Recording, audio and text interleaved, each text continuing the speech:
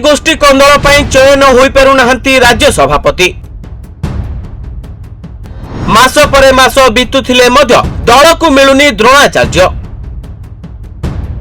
सांसद मंत्री विधायकों लबी आगे फेल मारुची दलीय निष्पत्ति। शेष में सभापति चयन पर केन्द्र आसिबे आरएसएस मुखिया। राज्य में बीजेपी सरकार क्षमताशाली होई 7 मास धरी शासन कलानी, किंतु यारी मध्य चयन हो पारुना जिला सभापति, जहां राज्य बीजेपी गोष्ठी कंदल को पदारे पकाउछि। कहीं चलित मास 15 तारिख सुधा राज्य सभापति चयन प्रक्रिया शेष हो जाइथिबा नै बीजेपी पक्षरु कुहा जाइथिले मध्य एपर्यंत राज्यर सबु मंडल सभापति भी घोषणा होइनी। एपरिक दलीय कंदल जोर धरिथिबारु राज्य सभापति चयन नै सहमति प्रकाश पाउनी।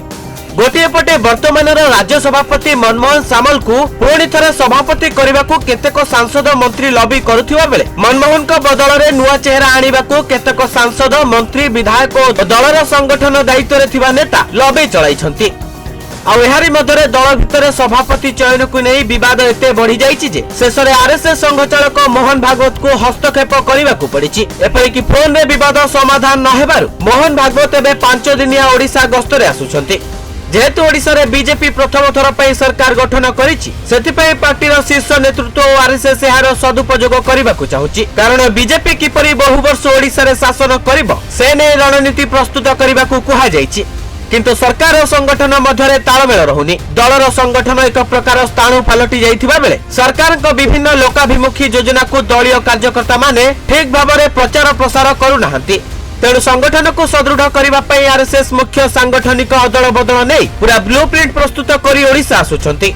तेबे मिलिथिबा सूचना अनुसार मोहन भागवत तांकर एही 5 दिनिया गस्तरे गोटे दिन केवल एक श्रद्धांजलि सभा रे जोग देबाकू थिबा बेले बळका 4 दिन दलर सांगठनिक कार्य समीक्षा करिवे। सेहिपरि 2027 रे राज्य रे पंचायत और पौर निर्वाचन हेबो। तेणु एमिति नेतांकू दल रे सभापति कराजिबो जहार दूरदृष्टि थिबो एवं दलर संगठन और सरकार को नै काम करि पारुथिबो। तबे वर्तमान सभापति चयन पर जो 7 ରୁ 8 जन नेता ना चर्चा हेउची सेमानकु मध्य डाकी मोहन भागवत आलोचना करिवे। जदि सेमाने सभापति हुअंती तबे किपरि दलर संगठन को आगकु नेबाकू रणनीति प्रस्तुत करिसंती, सरकार और संगठन मध्यरे किपरि समन्वय रखिबे, दलर सदस्य किपरि बढ़ाइबे, दल नेतांकु विरोध हेले किपरि मुकाबिला करिवे, दल रे एबे जो विवाद लागि रहिछि तार किपरि समाधान हेबो, दलर सांगठनिक दक्षता बढ़ाइबा पई कोन योजना करिसंती से नै मोहन भागवत आलोचना करिवे बोली जणा पड़िछि।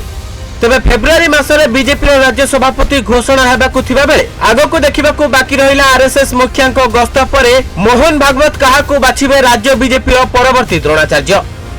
ब्यूरो रिपोर्ट, न्यूज 95 बढ़िया।